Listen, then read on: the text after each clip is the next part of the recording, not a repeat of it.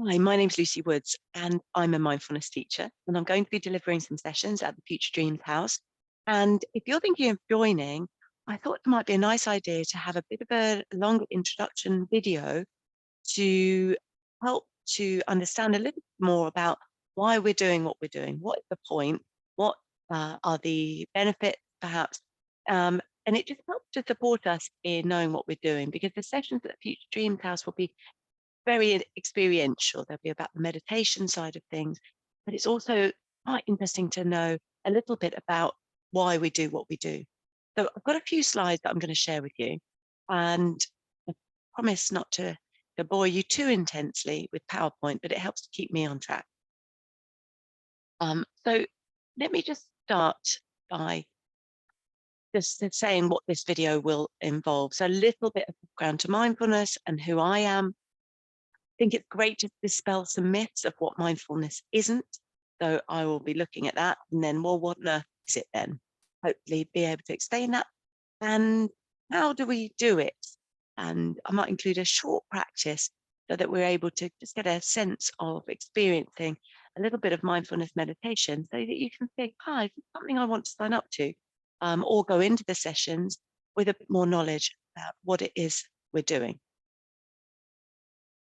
So where did mindfulness come from? It's interesting. A lot of people think it's a relatively new thing because it's been quite a buzzword over the last, say, 5 to 10 years. But actually, John Kabat-Zinn developed a course called Mindfulness-Based Stress Reduction about 40 years ago. And this, of course, came from Buddhist contemplative traditions. So these ways of training our brains, which is essentially what we're doing, have been around for centuries, for millennia. However, this modern incarnation of the way that we can use mindfulness practice to support ourselves has been around for about 40 years. And it was developed within the uh, University of Massachusetts Medical Center. There's actually a place now called the Stress Reduction Clinic, still sees thousands of people every year.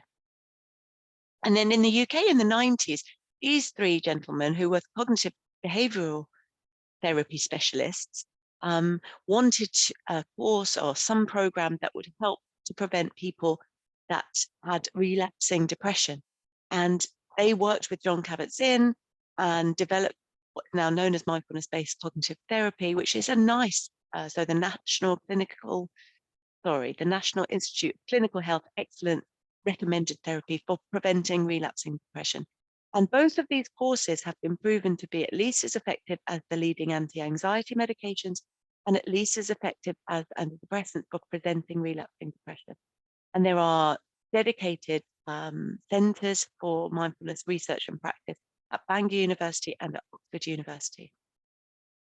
Just to give you an idea of how much it's developed, these are peer-reviewed articles, peer-reviewed papers. So you can see in 1980 and 81, not much was being said about it. But in the last few years, in 2021, there were 1,362. So that's over 100 papers a month being published in research journals about mindfulness and the benefits and the effects. So silly picture of me, just for interest really. It's part of my story. I actually, when I left school, trained to become an opera singer, and then I ended up having tuberculosis and had a lung operation and wasn't able to sing again. Or so I thought. In the last 10 years, I've gone back on stage, there you can see, in an amateur capacity, and it's something that I really love. It was one of those moments in life where you think everything's going this way, and something comes along and just changes that and completely leaves you with this sense of what now? And coupled with that, I'd already had my own sense of kind of low level anxiety.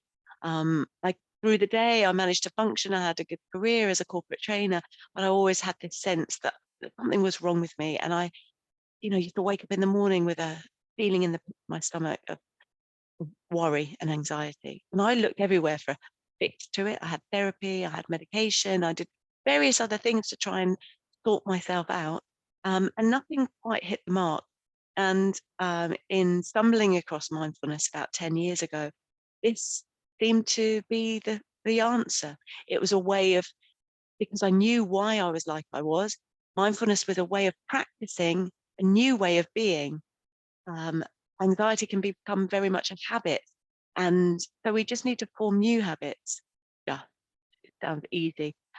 Knowing it isn't enough. It does take a lot of practice, but it was well worth it. And so then what I decided to do when I got made redundant was to take the training skills that I'd had for 20 years and put them together with incredible new tool, mindfulness, I wanted to share with the world. So that's what I've been doing for the last 5 years.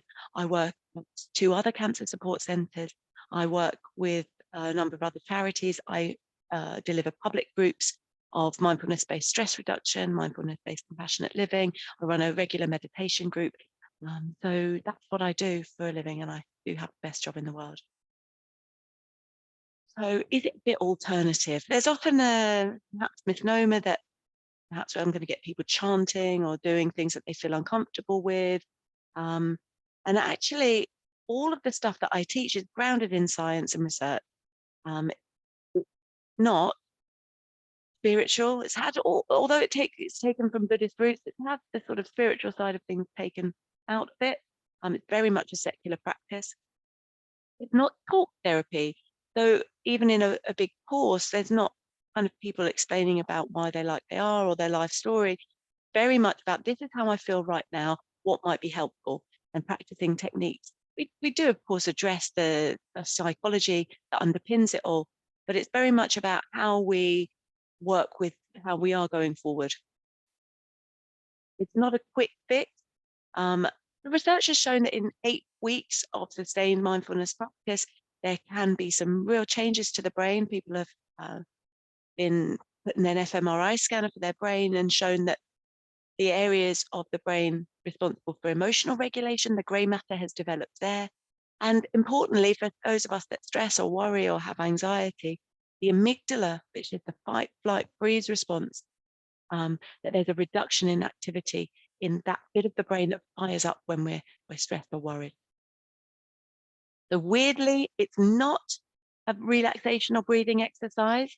However, what I say is relaxation is a side effect of mindfulness. That if we go in really wanting to relax, you can bet your bottom dollar that's the last thing that will happen. So actually relaxation might be a kind of subset of what we're doing. But really what we're practicing is paying attention to what we're doing as we're doing it. And we're not trying to get somewhere else. We're not trying to achieve a different state or escape for a while. It's quite the opposite. We're really learning how we might be with our experience in this moment, even if sometimes that can be difficult. So it's really about turning up to be aware of exactly what's happening as it's happening so that we're able to make a choice over how we want to behave. And the good news is the myth of meditation, because that's the way we practice mindfulness through the meditations, the myth that it's clearing the mind. Let me tell you, you don't have to clear your mind. Someone had said to me I needed to clear my mind, I probably would have run a mile because my mind felt like it was the busiest thing in the world. The good news is we work with the busy mind. We're practicing noticing when the mind wanders away from what we're doing and we bring it back again. So we don't have to have that fear that we can't do it because our minds are too busy. And not sitting in a field chanting Om. Although, sitting in a nice field would be nice. We can do it anywhere at a bus stop or, wherever we might be. So what is mindfulness then? Well, more what is it useful for? So we spend a lot of time living in our heads. We refer to something called mental time travel, and I'm sure all familiar with it. This tendency we have as human beings to either get lost in the past and the should have, could have, would haves, and what ifs and if onlys. But also we can launch into the future, the supposing this and the what if that happens, and really project ourselves into the future. Now, our brains aren't very good at telling the difference between what is real and what is imagined. But each time we project a future scenario that may never happen, or we relive an experience that has already happened, the body responds as if it's happening again now. So we can all imagine something that really fearful coming up, and we suddenly feel sick, even just the thought of it. That's our body responding as if we're bringing it to mind right now. Our body's getting ready for fighting or running from the danger that we've presented it just through a thought. And we spend so much time living in our heads. The research shows 50% of the time we are off thinking about something other than that which we're doing right now. So our ability to be able to train our attention to be in the present moment is exactly what we're practicing. And of course, stress and anxiety comes from the thought of future thinking or past thinking. So we get to manage better how we work with stress or anxiety or low mood or physical pain when they show themselves. It can help with procrastination, this inability to make decisions, or when we get really stuck. It can make us realize how multitasking is a complete myth. It helps to free us from overwhelm because we can get a bit of distance between the thing that's happening or all of the things that are happening. And rather than being in it, mindfulness gives us this ability to pause, take a moment to recognize what's happening as it's happening, and to perhaps undertake helpful behaviors. And of course, we're developing this ability to be more present, which helps us to concentrate better, to give us better focus. When we're stressed, focus and concentration can go out of the window. And that's not surprising, because when we're under pressure, our human brain, so I'm doing this because this is a model of the brain that was developed by Dan Siegel, where he uses the hand. We've got the reptile brain developed first, only interested in survival. Then the chimp brain or the mammalian brain developed next. And then the human brain developed over that. Now, they all kind of work with each other. But when we are under stress, the human brain, the logic and the rational side of things, very slow, not as quick as the instinctive mammalian vigilant brain. So actually, our system takes the human brain offline. We're ready for the danger. So we can run out of the way of a bus if it's coming, which is brilliant if we're in real danger, but not so great when it's just the thought of danger, and actually where a bit of rational thought might have helped us to see the kind of perspective on it. So if we're thinking, or if we realize that our rational, logical brain just goes out the window when we're under stress, what can we do that maybe might bring it back online again? And that's one of the things we're working with. And also we work with how we might be with pain and discomfort. So we have a tendency as human beings to, and it's a brilliant thing, I'm saying it like it's a bad thing, but we have this ability to look at how things are and look at how we want things to be. And then this aspect of being human that enables us to be the apex predator, even when we're not fastest or the strongest, we haven't got the biggest muscles or the sharpest teeth, claws. We can plan and look at what's happened and how we might fix it. Now, this is fantastic for when we're in, say, work mode and we want to solve a problem. It's a brilliant way of thinking, and it's how we manage to build houses and protect ourselves from all the dangers in the outside world.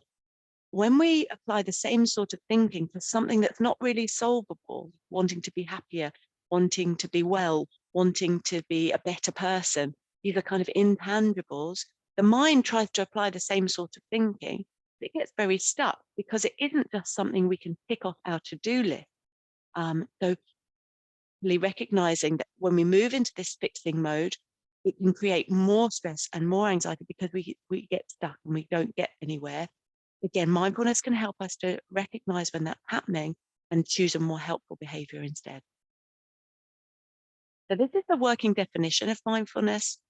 The awareness arises from paying attention on purpose in the present moment, non-judgmentally. A bit long. I'll try and unpack it a little bit. So we pay attention to something that's always with us, right? Because we do a lot of things that might help with stress, activities like reading, knitting, painting, exercise, all those things, they're not always available to us in those moments where a stress arises.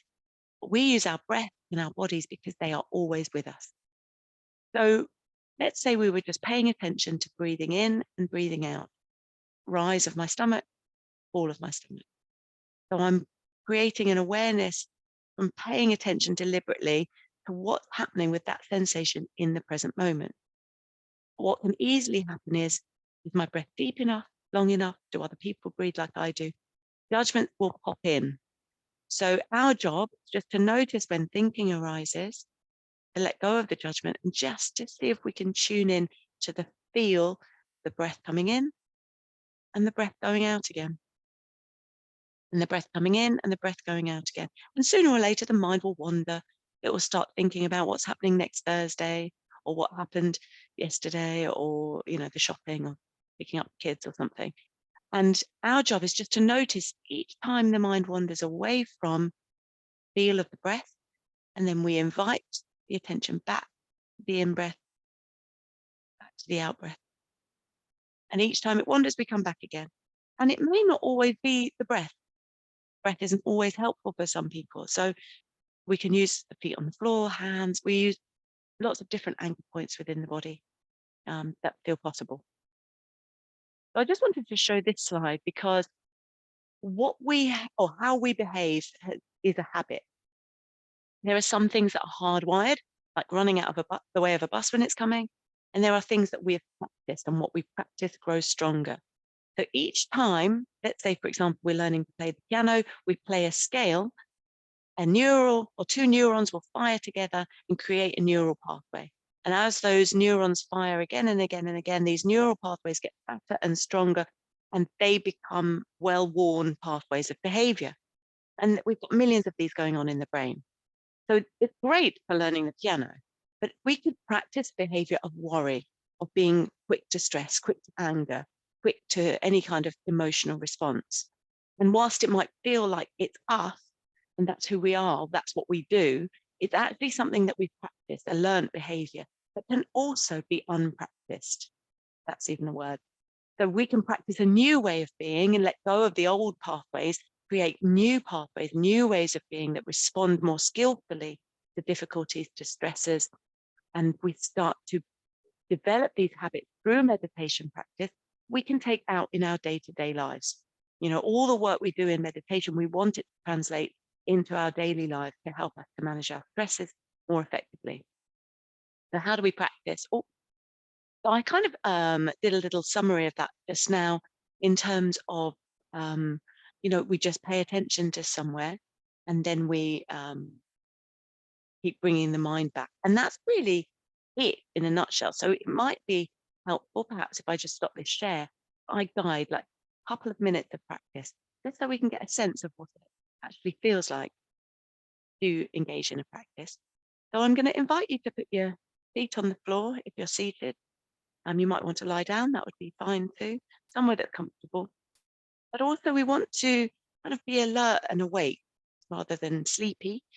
So just finding a posture that supports that. And we have choice over whether to have the eyes open or closed. It can be helpful to have them closed to minimize distraction, but it's not obligatory, maybe just softening the gaze away from the screen instead.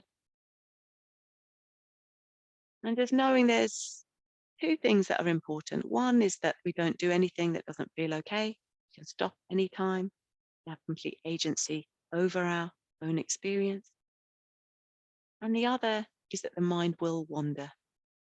That's what it does. And our job is just to keep bringing it back. The way we bring it back becomes ever so important. We bring it back deliberately in a friendly way. We're not wrestling with our busy mind. So let's just take a moment to stop. And just noticing where it feels like our attention is. It's often behind the eyes, in our heads. And the invitation is to imagine we've got like a spotlight that we're moving from being up in our heads down through the body,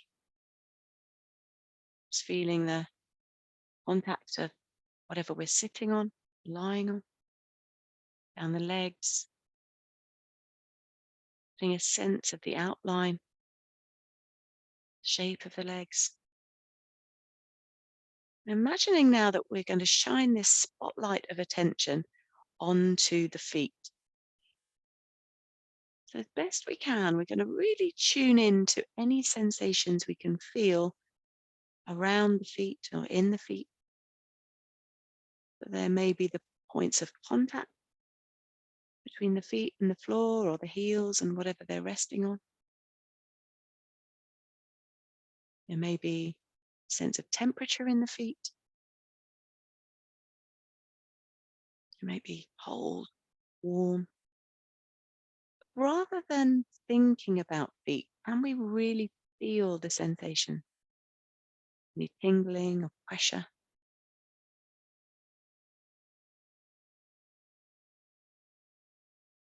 Of course, if we find ourselves thinking about feet, seeing if we might just really be glad we recognized the mind getting involved, and draw the attention to the feel of the feet on the floor.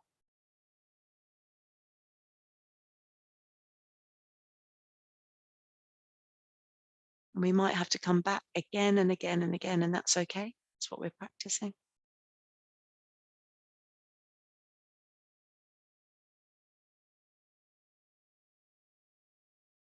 And then perhaps moving that spotlight to the base of the body where we make contact and we feel here. We're inviting a kind of friendly curiosity, really exploring sensation, whatever it is we might notice.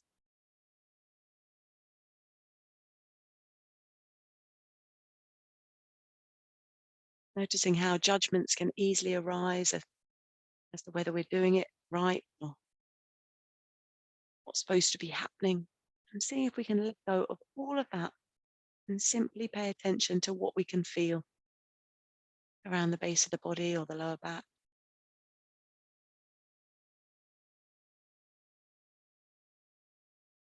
And let's just shift the attention once more, if it feels okay, to just turn to the fact that we're breathing. But where can we feel sensations of breathing most vividly? Maybe it's at the stomach, abdomen area. We feel the rise and the fall, the movement of clothing, perhaps. Or maybe sensations around the nose are most vivid.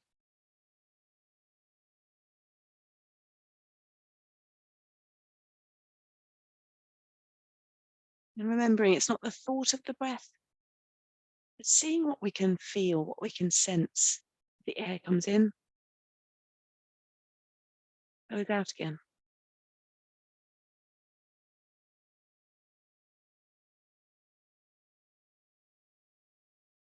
And when we find ourselves thinking about breathing, thinking about something entirely different, being glad that we get to come back again. We redirect our attention back here in a firm, but kindly way, knowing each time we come back, we're strengthening that muscle, neural pathway of being more present, connecting with being here once more in this moment, breathing in, breathing out.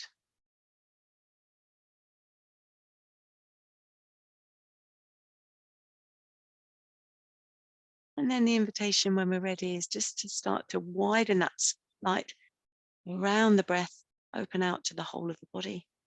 And we get a sense of the whole body sitting or lying right from the top of the head all the way down to the tips of the toes.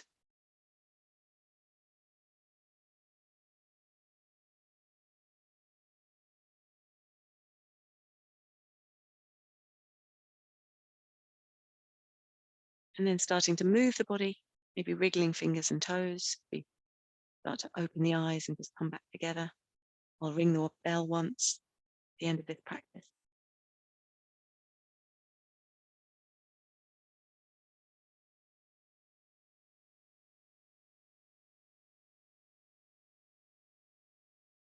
I'll ring the bell just in case there's some sleepiness, remembering it wasn't the intention of the practice, but sometimes we can find relaxation as a side effect. But just before I sign off, I'm just going to share my screen one more time, just to show you a list of the reported and the researched benefits. People report all of these as, or different people report different ones, but greater awareness seems to be a common theme. It can perhaps produce some surprises as well, better communication, less likely to react defensively, recovering from bad news faster. And then there's the physiological ones that we know to be true, like reducing blood pressure, developing the grey matter. So a whole host of different benefits, and some perhaps that we come out of a mindfulness course or when we start to meditate and regularly finding that all these different aspects to our lives as well. So I'm really looking forward to working with you. Hopefully you'll join sessions at the Future Dreams House. And yeah, looking forward to either seeing you online or in person. Take care.